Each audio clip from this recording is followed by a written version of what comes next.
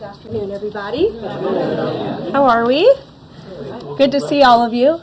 It's an honor to be here with all of you. A lot of familiar faces in the room, a lot of new faces. And President Trump is back, and the golden age of America has most definitely begun. The Senate has already confirmed 5 of President Trump's exceptional cabinet nominees: Secretary of State Marco Rubio, Defense Secretary Pete Hegseth, CIA Director John Ratcliffe, Homeland Security Secretary Kristi Noem, and Treasury Secretary Scott Bessent. It is imperative that the Senate continues to confirm the remainder of the president's well-qualified nominees as quickly as possible. As you have seen during the past week, President Trump is hard at work fulfilling the promises that he made to the American people on the campaign trail. Since taking the oath of office, President Trump has taken more than 300 executive actions, secured nearly $1 trillion in U.S. investments, deported illegal alien rapists, gang members, and suspected terrorists from our homeland, and restored common sense to the federal government. I want to take a moment to go through some of these extraordinary actions. On day 1, President Trump declared a national emergency at our southern border to end the 4-year-long invasion of illegal aliens under the previous administration. Additionally, President Trump signed an executive order to end catch and release and finish construction of his effective border wall. By using every lever of his federal power, President Trump has sent a loud and clear message to the entire world. America will no longer tolerate illegal immigration, and this president expects that every nation on this planet will cooperate with the repatriation of their citizens. As proven by this weekend, when President Trump swiftly directed his team to issue harsh and effective sanctions and tariffs on the Colombian government, upon hearing they were denied a U.S. military aircraft full of their own citizens who were deported by this administration. Within hours, the Colombian government agreed to all of President Trump's demands, proving America is once again respected on the world stage. So, to foreign nationals who are thinking about trying to illegally enter the United States, think again. Under this president, you will be detained and you will be deported. Every day, Americans are safer because of the violent criminals that President Trump's administration is removing from our communities. On January 23rd, ICE New York arrested a Turkish national for entry without inspection who is a known or suspected terrorist. On January 23rd, ICE San Francisco arrested a citizen of Mexico unlawfully present in the United States who has been convicted of continuous sexual abuse of a child aged 14 years or younger. ICE St. Paul has arrested a citizen of Honduras who was convicted of 4th-degree criminal sexual conduct with a minor. ICE Buffalo arrested a citizen of Ecuador who has been convicted of rape. ICE Boston arrested a citizen of the Dominican Republic who has a criminal conviction for 2nd-degree murder. This criminal was convicted of murder for beating his pregnant wife to death in front of her 5-year-old son. And ICE St. Paul also arrested a citizen of Mexico who was convicted of possessing pornographic material of a minor on a work computer. These are the heinous individuals that this administration is removing from American communities every single day, and to the brave state and local law enforcement officers, CBP, and ICE agents who are helping in the facilitation of this deportation operation, President Trump has your back, and he is grateful for your hard work. On the economic front, President Trump took immediate action to lower costs for families who are suffering from 4 long years of the Biden administration's destructive and inflationary policies. President Trump ordered the heads of all executive departments and agencies to help deliver emergency price relief to the American people, untangle our economy from Biden's regulatory constraints, and end the reckless war on American energy. President Trump also signed sweeping executive orders to end the weaponization of government and restore common sense to the federal bureaucracy. He directed all federal agencies to terminate illegal diversity, equity, and inclusion programs to help return America to a merit-based society. President Trump also signed an executive order declaring It is now the policy of the federal government that there are only two sexes, male and female. Sanity has been restored. Before I take your questions, I would like to point out to all of you once again have access to the most transparent and accessible president in American history. There has never been a president who communicates with the American people and the American press corps as openly and authentically as the 45th and now 47th president of the United States.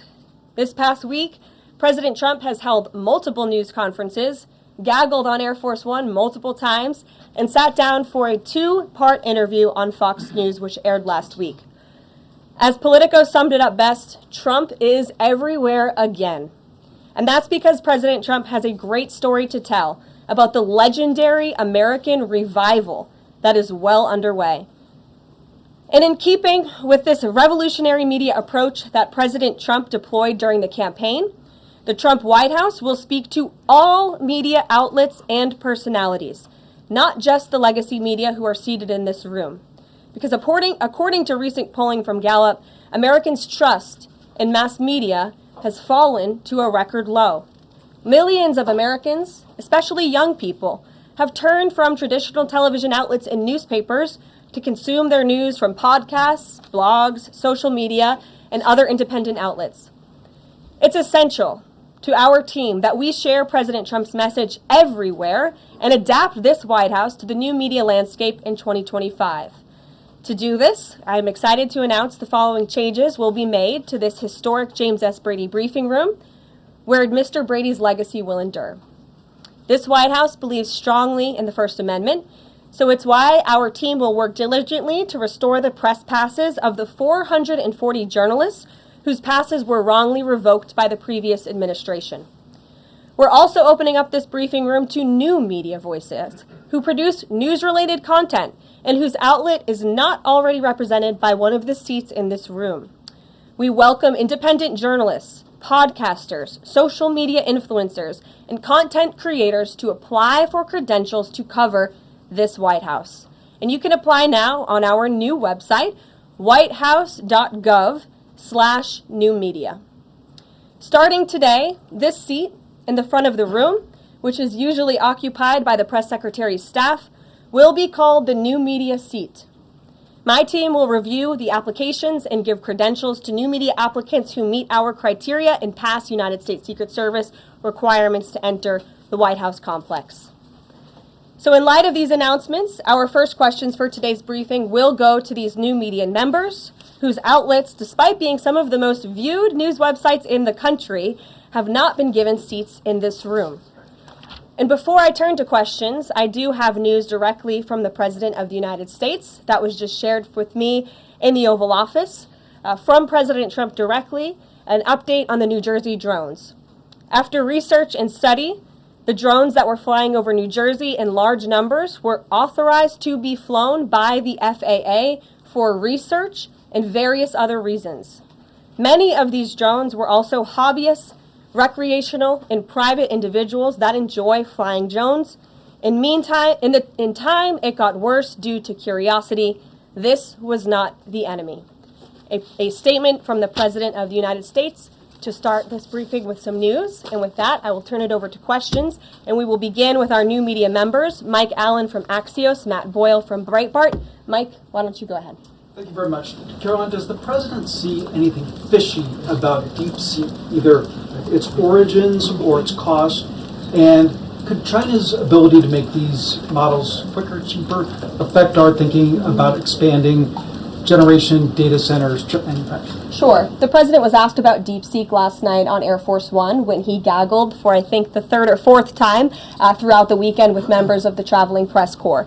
The president said that he believes that this is a wake-up call to the American AI industry. The last administration sat on their hands and allowed China to rapidly develop this AI program. And so President Trump believes in restoring American AI dominance. And that's why he took very strong executive action this past week to sign executive orders to roll back some of the onerous regulations on the AI industry. And President Trump has also proudly appointed the first AI and crypto czar at this White House, David Sachs, whom I spoke with yesterday, very knowledgeable on this subject, and his team is here working every single day to ensure American AI dominance.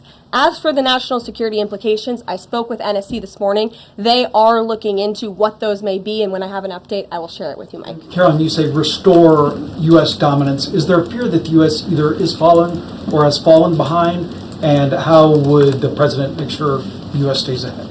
No, the president is confident that we will restore American dominance in AI. Yeah, so Karoline, first off, thank you to you and President Trump for actually giving voices to new media outlets that represent millions and millions of Americans. The thing I would add, I've got a two-part question for you. The first is just can you expand upon what steps the White House is going to take to bring more voices, not less, which is what our founder, Andrew Breitbart, believed in, into this room where they rightfully belong? Yeah. Absolutely. And as I said in my opening statement, Matt, it is a priority of this White House to honor the First Amendment. And it is a fact that Americans are consuming their news media from various different platforms, especially young people. And as the youngest press secretary in history, thanks to President Trump, I take great pride in opening up this room to new media voices to share the president's message with as many Americans as possible. In doing so, number one, we will ensure that outlets like yours, Axios and Breitbart, which are widely respected and viewed outlets, have an actual seat in this room every day. We also, again, encourage anybody in this country, whether you are a TikTok content creator, a blogger, a podcaster, if you are producing legitimate news content, no matter the medium, you will be allowed to apply for press credentials to this White House. And as I said earlier, our new media website is whitehouse.gov/new media. And so we encourage people to apply. Again, as long as you are creating news-related content of the day and you're a legitimate independent journalist, you're welcome to cover this White House. And secondly, Karoline, you said you laid out several of the actions that President Trump has taken. Obviously, it's a stark contrast to the previous administration and breakneck speed from President Trump. Can we expect that pace to continue as the first 100 days moves along here and beyond that?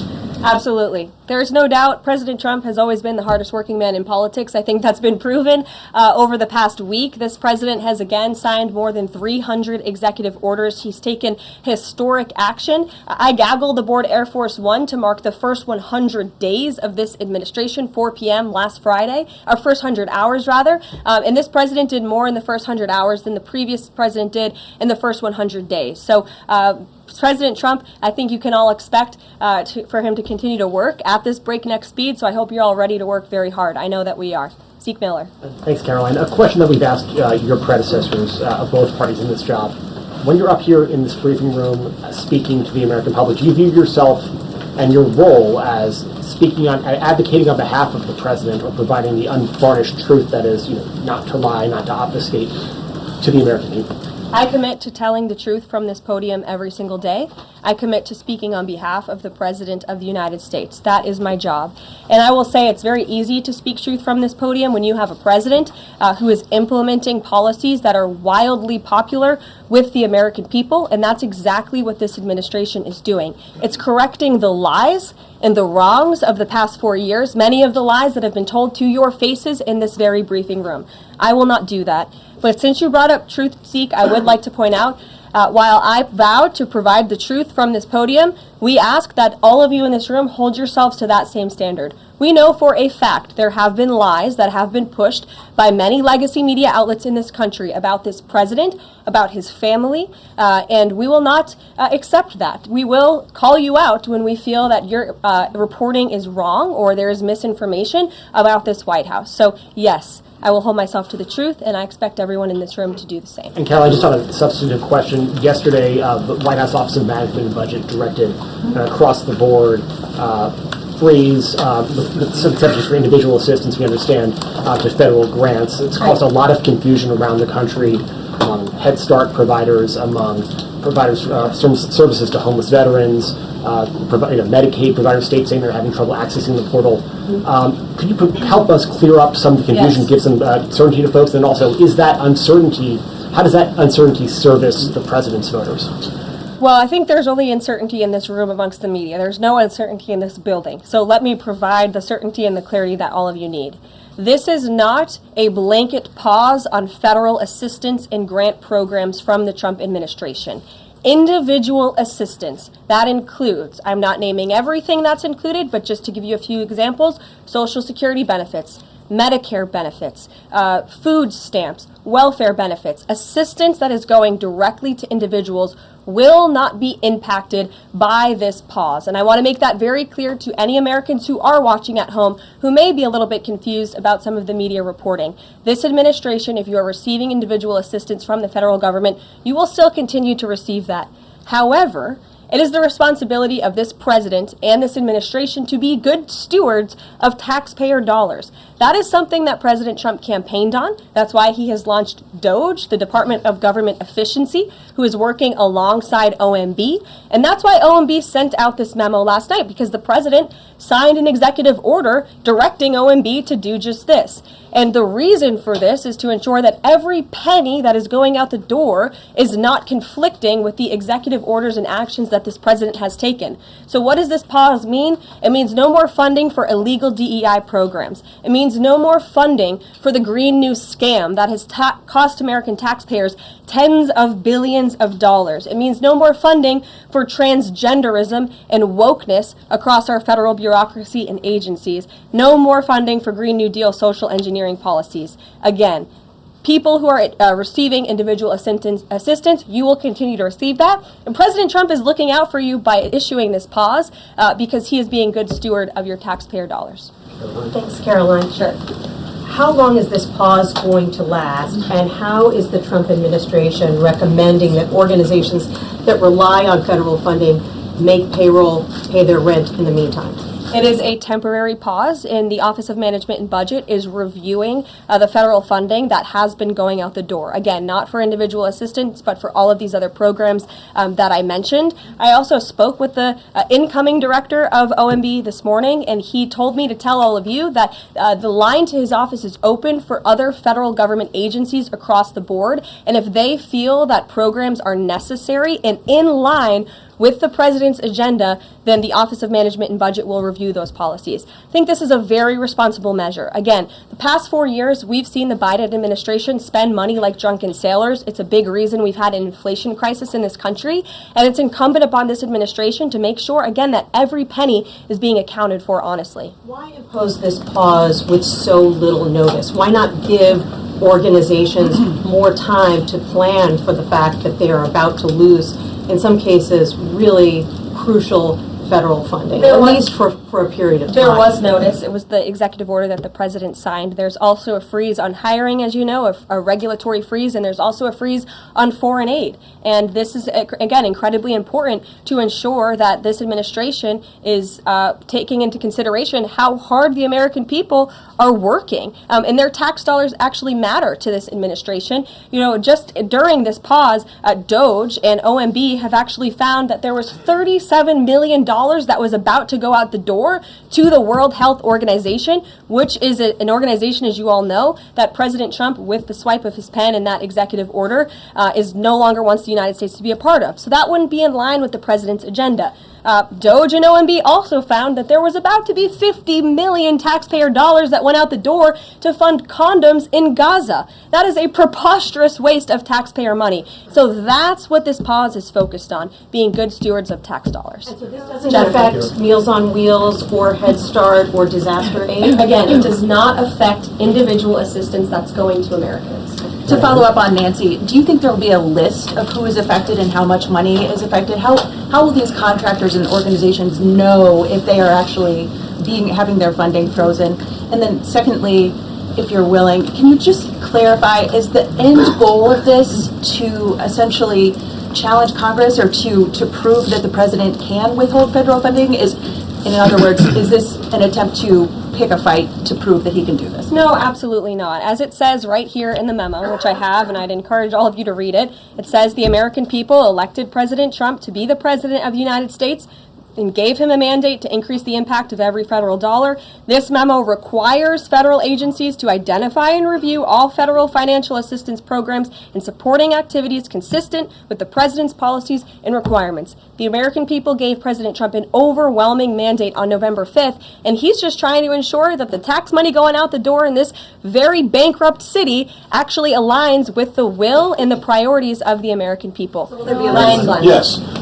Welcome. You look great. You're doing a great job. You talked about transparency, and some of us in this room know how just transparent President Trump has been the last 5 or 6 years. I think you'll do the same. My question is, do you think this latest incident with the president of Colombia is indicative of the global, powerful respect they have for President Trump moving forward, not only to engage in economic diplomacy with these countries, but also world peace? Absolutely. I'll echo the answer that the president gave on Air Force One last night when he was asked a very similar question by one of your colleagues in the media. This signifies peace through strength is back.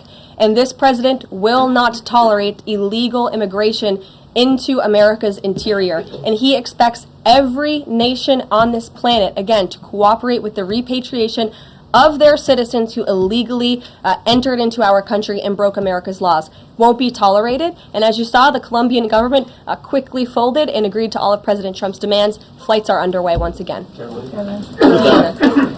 questions on deportations, if I may. President Trump had said on the campaign trail that he would deport pro-Hamas students who are here on visas. And on his first day in office, he signed an executive order that said, quote, the U.S. must ensure that admitted aliens and aliens otherwise already present in the U.S. do not bear hostile attitudes towards its citizens, culture, government, institutions, or founding principles. So should we take this executive order as Trump saying he would be open to deporting those students who are here on visas but, hold pro-Hamas sympathies? The president is open to deporting individuals who have broken our nation's immigration laws. So if they are here illegally, then certainly he is open to deporting them. And that's what this administration is hard at work at doing. We receive data from DHS and from ICE every single day.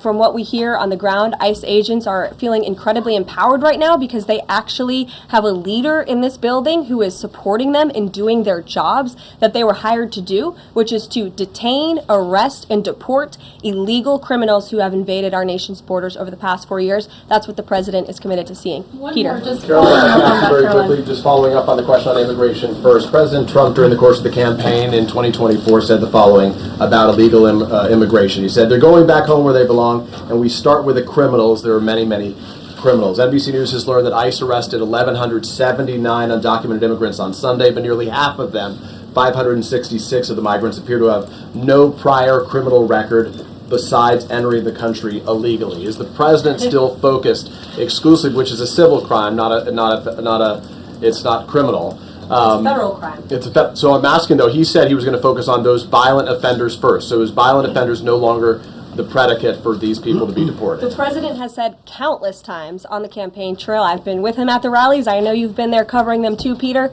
that he is focused on launching the largest mass deportation operation in American history of illegal criminals. And if you are an individual, a foreign national, who illegally enters the United States of America, you are, by definition, a criminal. And so therefore, you are subject to deportation. I apologize for interrupting. So to be clear, it's not violent criminals do not receive precedence in terms of the deportations taking place. The president has also said two things can be true at the same time. We want to deport illegal criminals, illegal immigrants from this country, but the president has said that, of course, the illegal criminal drug dealers, the rapists, the murderers, the individuals who have committed heinous acts on the interior of our country and who have terrorized law-abiding American citizens, absolutely, those should be the priority of ICE, but that doesn't mean that the other illegal criminals who entered our nation's borders are off the table. Understood. Then let me ask you a separate question about the confusion that still exists across the country right now as it relates to the freeze or the pause as it's described.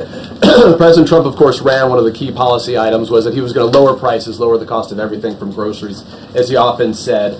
But in many of the cases, it would seem that some of these moves could raise prices for real Americans on everything from low-income heating, that program, child care programs. Will nothing that the president's doing here in terms of the freeze in these programs raise prices on ordinary Americans? What particular actions are you referring to that I'm would? referring to LHEAP right now. That's the low-income heating program, for example. We can talk about, there's no clarity, so I could refer to a lot of them. We don't know what they are specifically. Can you tell us that LHEAP, that LIHEAP is not one of those affected? So you're asking a hypothetical based on programs that you can't even identify. I just identified. What I can tell Well, you just to be is clear, that since you guys haven't identified, let's do it together, just for Americans at home. Medicaid, is that affected? I gave you a list of examples: Social Security, Medicare, welfare benefits, food stamps that will not be impacted by this federal pause. I can get you the full list after this briefing from the Office of Management and Budget. But I do want to address the cost cutting because that's certainly very important and cutting the cost of living in this country. President Trump has taken historic action over the past week to do that. He actually signed a memorandum to deliver emergency price relief for American families, which took a number of actions. I can walk you through those. He also repealed many onerous Biden administration regulations. We know over the past 4 years, American households has been essentially taxed $55,000 in regulations from the previous administration. President Trump, with the swipe of his pen, rescinded those, which will ultimately put more money back in the pockets of the American people. So deregulation is a big deal. And then when it comes to energy, I mean, the president signed an executive order to declare a national energy emergency here at home, which is going to make America energy dominant. We know that energy is one of the #1 drivers of inflation. And so that's why the president wants to increase our energy supply to bring down costs for Americans. The Trump energy boom is incoming, and Americans can expect that. Please share that. Thank you. Caroline, I think some of the confusion I think may be here with this pause on federal funding. You've made it clear you're not stopping funds that go directly to individuals, but there certainly are lots of organizations that receive funding and then may pass along a benefit. Meals on Wheels, for one. They provide meals for over 2.2 million seniors. What is the president's message to Americans out there, many of whom supported him and voted for him, who are concerned that this is going to impact them directly, even if, as you said, the funding isn't coming directly to their wallet? I have now been asked and answered this question 4 times. To individuals at home who receive direct assistance from the federal government, you will not be impacted by this federal freeze. In fact, OMB just sent out a memo to Capitol Hill with Q&A to clarify some of the questions and the answers that all of you are asking me right now. Again, direct assistance will not be impacted. I've been asked and answered about this OMB memo. There's many other topics of the day. Jackie Heinrich. Direct assistance, Caroline, it's going to another organization and then trickling down. Direct assistance that is in the hands of the American people will not be impacted. Again, as I said to Peter, we will continue to provide that list as it comes to fruition. But OMB right now is focused on analyzing the federal government's spending, which is exactly what the American people elected President Trump to do. And one question Caroline, on immigration. Of the 3,500 arrests ICE has made so far since President Trump came back into office, can you just tell us the numbers? How many have a criminal record versus those who are just in the country illegally? All of them, because they illegally broke our nation's laws, and therefore they are criminals as far as this administration goes. I know the last administration didn't see it that way, so it's a big culture shift in our nation to view someone who breaks our immigration laws as a criminal, but that's exactly what they are. You may have one of the worst first. They all have a criminal record. And welcome to the briefing If they room. broke our nation's laws, yes, they are criminal. Yes. Thank you. On stripping security details for figures like John Bolton, Pompeo, Brian Hook, Senator Tom Cotton said that he's seen the intelligence and the threat from Iran is real for anyone who played a role in the Soleimani strike. He voiced concern it wouldn't just impact those individuals, but potentially their family, innocent bystanders, friends, anyone who's near them when they're out in public. Is the president open to reconsidering his decision? The president was asked and answered this yesterday, and he was firm in his decision despite some of the comments that you had referenced, and he's made it very clear that he does not believe American taxpayers should fund security details for individuals who have served in the government for the rest of their lives, and there's nothing stopping these individuals that you mentioned from obtaining private security. That's where the president stands on it. I have no updates on that. Is there any concern that this decision might jeopardize the administration's ability to hire the best advisors for these kinds of positions in the future? No, in fact, I've talked to the Presidential Personnel Office, who has told me directly that there is such an influx of resumes for this administration that it's incredibly overwhelming. There is no lack of talent for the Trump administration. Reagan, Would he take any responsibility if anything happened to these people? Would he feel at all that his decision was a factor in that? The president was asked and answered this yesterday. I defer you to his Thanks, comments. Caroline. Reagan, since you're in the back row, I hear the back row hasn't gotten much attention in the last 4 years, so I'm happy to answer your question. I can project. Does the president intend to permanently cut off funding to NGOs that are bringing illegal foreign nationals to the country, such as Catholic Charities? I am actually quite certain that the president signed an executive order that did just that, and I can point you to that. One more, Caroline. President Trump issued an executive order on increased vetting for refugees in visa applications. Part of that order was considering an outright ban for countries that have deficient screening processes. Has the president considered yet which countries might fall into this category? Are countries like Afghanistan or Syria under consideration for a full ban? Yeah, so the president signed an executive order to streamline the vetting for visa applicants and for illegal immigrants in this country who are coming, of course, from other nations. It also directed the Secretary of State to review the process and make sure that other countries around the world are being completely transparent with our nation and the individuals that they are sending here. And so the Secretary of State has been directed to report back to the president. I haven't seen that report yet. We've only been here for a few days. One on the freeze in federal funding. Who advised the president on the legality of telling government agencies that they don't have to spend money that was already appropriated by Congress? Well, as the OMB memo states, this is certainly within the confines of the law. So White House counsel's office believes that this is within the president's power to do it, and therefore he's doing it. Okay, so they disagree with lawmakers who say that they don't have the power to freeze this funding. Again, I would point you to the language in the memo that clearly states this is within the law. And on what happened on Friday night, the administration fired several inspectors general without giving Congress the 30-day legally required notification that they were being fired. I think only 2 were left at DHS and the DOJ. And then yesterday we saw several prosecutors, I believe 12, fired from the Justice Department who worked on the investigations into the president. As you know, they are career prosecutors, therefore they are afforded civil service protections. How is the administration deciding which laws to follow and which ones to ignore? So it is the belief of this White House and the White House counsel's office that the president was within his executive authority to do that. He is the executive of the executive branch, and therefore he has the power to fire anyone within the executive branch that he wishes to. There's also a case that went before the Supreme Court in 2020, Scala Law LLC versus the Customs, Bureau Protection. I would advise you to look at that case, and that's the legality that this White House is resting on. So you're confident that if they bring lawsuits against you, the prosecutors who were fired, that they will succeed? We will win in court. And yes. Did he personally direct this, given they worked on the classified documents investigation and the election interference investigation? This was a memo that went out by the Presidential Personnel Office, and the president is the leader of this White House. So yes. Yes. Karoline. Caroline? Thank you. Congrats on your first day behind the podium. Thank you. President Trump ended funding for UNRWA and also designated the Houthis a foreign terrorist organization. That's right. Both were decisions that the previous administration had reversed. So here's my question. Will there be an investigation into who gave the previous administration this terrible advice? Well, that's a very good point. I haven't heard discussions about such an investigation, but it wouldn't be a bad idea considering that the Houthis certainly are terrorists. They have launched attacks on U.S. naval ships across this world, and so I think it was a very wise move by this administration to redesignate them as a terrorist group, because they are, and I think it was a foolish decision by the previous administration to do so. As for an investigation, I'm not sure about that, but it's not a bad idea. Thank you for the question. I appreciate it. Can you give us an update on the president's plans for his tariff agenda? He spoke a lot about this yesterday, and there's a couple of dates coming up that he's spoken to. Number one, February 1st, he's alluded to both the potential for tariffs for Canada and Mexico, but also China to take effect on those days. What's he thinking about that? Yeah. Should those countries expect that on Again, first? he was asked and answered this question this past weekend when he took a lot of questions from the press, and he said that the February 1st date for Canada and Mexico still holds. What about the China 10% tariff that he also had mused about last Tuesday going into effect on the same day? Yes, the president has said that he is very much still considering that for February 1st. Yesterday he talked also about sectoral tariffs on, for instance, pharmaceuticals as well as semiconductor computer chips. He talked about steel, aluminum, and copper. What's the timeline on those?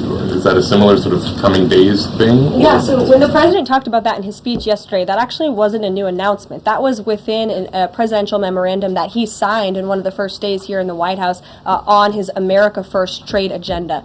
So there's more details on those tariffs in there. As far as a date, I don't have a specific date to read out to you, but the president is committed to implementing tariffs effectively, just like he did in his first term. Finally, he also was asked on the plane when he gaggled about the potential for a universal tariff. He was asked maybe about 2.5%. There was a report about that. He said he wanted much bigger than that. Should we understand that these tariffs would add up? You know, in other words, you might have country-specific tariffs like Canada, Mexico, China. You might have sectoral tariffs like on pharmaceuticals, as well as a potential universal tariff on top of that. Do these stack on one or the other, or would one sort of take precedence over another? All I can point you to is what the president has said on this front. The February 1st date for Canada and Mexico, also the China tariff that he has discussed. He rejected the 2.5% tariff. He said that was a little bit too low. He wants it to be higher. I'll leave it to him to make any decisions on that front. Phil Eichmann. What the Mexicans and Canadians have done so far, do you have any comment on whether that has met the bar, what he wants to see on fentanyl? Thank you. I won't get ahead of the president again on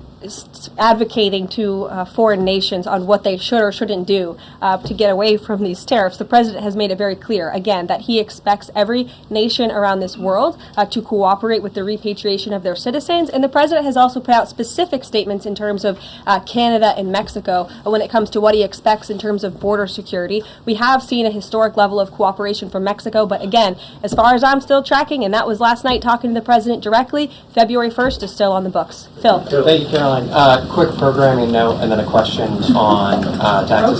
Well, in terms of programming, should we expect to see you here every day? How frequently will these press briefings be? It is a good question, April. So look, the president, as you know, is incredibly accessible. First day here, he wanted all of you in the Oval Office. You got a 60-minute press conference with the leader of the free world while he was simultaneously signing executive orders. I may add that's pretty impressive.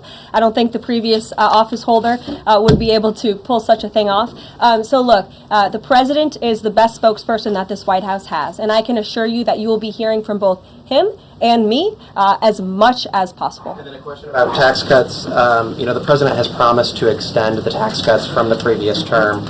I'm curious, does the president support corresponding spending cuts as some Republicans have called for in Congress? And will the new Treasury Secretary be leading those negotiations with the Hill as Mnuchin did during the first administration? The president is committed to both tax cuts and spending cuts, and he has a great team negotiating on his behalf, but there's no better negotiator than Donald Trump, and I'm sure he'll be involved in this reconciliation process as it moves forward. Caroline, in the announcement that you made last night on the Iron Dome, it said the president had directed that the United States will build this Iron Dome. Yeah. When you read into the executive order, it seemed short of that. It asked for a series of studies and reports back from him. Can you tell us whether the president has directed this? And if he is as concerned on this issue, why the suspensions that we saw listed by OMB included so many different nuclear programs, non-proliferation programs, programs to blend down nuclear weapons, and so forth? First of all, when it comes to the Iron Dome, the executive order directed the implementation of an Iron Dome. It also, as you said, kind of directed research and studies to see if how the United States can go about doing this, particularly the Department of Defense. When it comes to the other question that you asked about those specific programs, again, I would say this is not a ban. This is a temporary pause and a freeze to ensure that all of the money going out from Washington, D.C. is aligned with the president's agenda. And as the Office of Management and Budget has updates on what will be kickstarted once again, I will provide those to you. Just clarify for a sec what you were saying before on Medicaid. It wasn't clear to me whether you were saying that no Medicaid would be cut off. Obviously, a lot of this goes to states before it goes to individuals and so forth. So are you guaranteeing here that no individual now on Medicaid would see a cutoff because of the pause? I'll check back on that and get back to you. John. Thanks a lot, Caroline. As you know, in the first week that the president was in office, signed an executive order as it relates to birthright citizenship, trying to eliminate that. Now, 22 state attorney generals have said that this is unconstitutional. A federal judge has just agreed with their argument. What's the administration's argument for doing away with birthright citizenship? The folks that you mentioned have a right to have that legal opinion, but it is in disagreement with the legal opinion of this administration. This administration believes that birthright citizenship is unconstitutional, and that is why President Trump signed that executive order. Illegal immigrants who come to this country and have a child are not subject to the laws of this jurisdiction. That's the opinion of this administration. We have already appealed the lawsuit that was filed against this administration, and we are prepared to fight this all the way to the Supreme Court if we have to, because President Trump believes that this is a necessary step to secure our nation's borders and protect our homeland. On foreign policy, if I may, the president's commitment to the NATO Defense Alliance, is it as strong as the prior administration? Is it the same as when he served as president in his first term in office? As long as NATO pays their fair share, and President Trump has called on NATO allies to increase their defense spending to 5%. You actually saw the head of NATO at Davos last week on Bloomberg television saying that President Trump is right, and if Europe wants to keep itself safe, they should increase their defense spending. I would just add that there was no greater ally to our European allies than President Trump in his first term. The world for all nations in Europe, and of course here at home, was much safer because of President Trump's peace through strength diplomatic approach. Thank you, Karoline, and it's great to finally be called on as well in the briefing room. I appreciate that. Of course, we know President Trump just got back from North Carolina and California meeting with victims of natural disasters. There's the 2-year anniversary of the East Palestine, Ohio toxic train derailment. Does the president have any plans to go visit the victims of that toxic spill or just visit in general? No plans that I can read out for you here. If that changes, I will certainly keep you posted. What I can tell you is that President Trump still talks about his visit to East Palestine, Ohio. That was one of the turning points, I would say, in the previous election campaign, where Americans were reminded that President Trump is a man of the people, and he, as a candidate, visited that town that was just derailed by the train derailment, no pun intended, and he offered support and hope. Just like I saw the president do this past week, it was a purposeful decision by this president on his first domestic trip to go to North Carolina and to California to visit with Americans who were impacted by Hurricane Helene and also by the deadly fires. A red state and a blue state, both of which feel forgotten by the previous administration and the federal government. That is now ended under President Trump. He will continue to put Americans first, whether they're in East Palestine, in Pacific Palisades, or in North Carolina. Thank you, Caroline. On California, could you please clarify what the military did with the water last night as referenced in the president's Truth Social post? The water has been turned back on in California, and this comes just days after President Trump visited Pacific Palisades, and as you all saw, applied tremendous pressure on state and local officials in Pacific Palisades, including Los Angeles Mayor Karen Bass, to turn on the water and to direct that water to places in the south and in the middle of the state that have been incredibly dry, which has led to the expansion, the rapid expansion of these fires. So could you clarify what the military's role was, where the water came from, and how it got there? Again, the Army Corps of Engineers has been on the ground in California to respond to the devastation from these wildfires, and I would point out that just days after President Trump visited the devastation from these fires, the water was turned on. That is because of the pressure campaign he put on state and local officials there who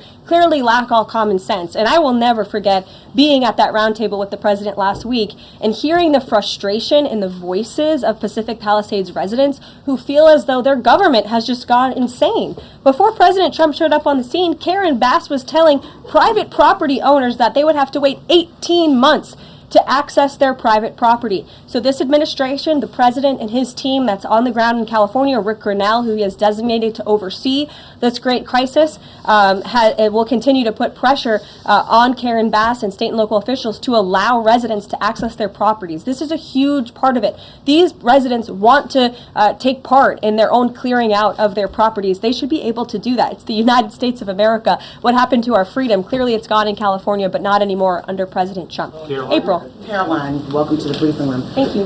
Several questions. One on the pause. Will minority serving institutions, preferably colleges and universities, have those monies held back temporarily at this moment? Again, I have not seen the entire list because this memo was just sent out. So I will provide you all with updates as we receive them, okay? Also, secondly, when it comes to immigration, there is this southern border focus. What happens to those who've overstayed their visas? That is part of the broken immigration system. In 2023, there was a report by the Biden administration, the Homeland Security Department, that said overstays of visas were 3 times more than usual. Will there be a focus on the overstays for visas as well? If an individual is overstaying their visa, they are therefore an illegal immigrant residing in this country and they are subject to deportation. And also lastly, as we're dealing with anti-DEI, anti-war efforts, we understand this administration is thinking about celebrating Black History Month. Have you got any word on that? Anything that you can offer to us? As far as I know, this White House certainly still intends to celebrate, and we will continue to celebrate American history and the contributions that all Americans, regardless of race, religion, or creed, have made to our great country, and America is back. Christian Laycock. Thanks, Caroline. Just real quick, you mentioned the inflation executive order the president signed, but egg prices have skyrocketed since President Trump took office. So what specifically is he doing to lower those costs for Americans? Really glad you brought this up because there is a lot of reporting out there that is putting the onus on this White House for the increased cost of eggs. I would like to point out to each and every one of you that in 2024, when Joe Biden was in the Oval Office or upstairs in the residence sleeping, I'm not so sure, egg prices increased 65% in this country. We also have seen the cost of everything, not just eggs. Bacon, groceries, gasoline have increased because of the inflationary policies of the last administration. As far as the egg shortage, what's also contributing to that is that the Biden administration and the Department of Agriculture directed the mass killing of more than 100 million chickens, which has led to a lack of chicken supply in this country, therefore a lack of egg supply, which is leading to the shortage. So I will leave you with this point. This is an example of why it's so incredibly important that the Senate moves swiftly to confirm all of President Trump's nominees, including his nominee for the United States Department of Agriculture, Brooke Rollins, who is already speaking with Kevin Hassett, who's leading the economic team here at the White House, on how we can address the egg shortage in this country. As for costs, I laid out the plethora of ways that President Trump has addressed saving costs for the American people over the past week. He looks forward to continuing to doing that in the days ahead. One more border question. Are Medicaid portals down in all 50 states?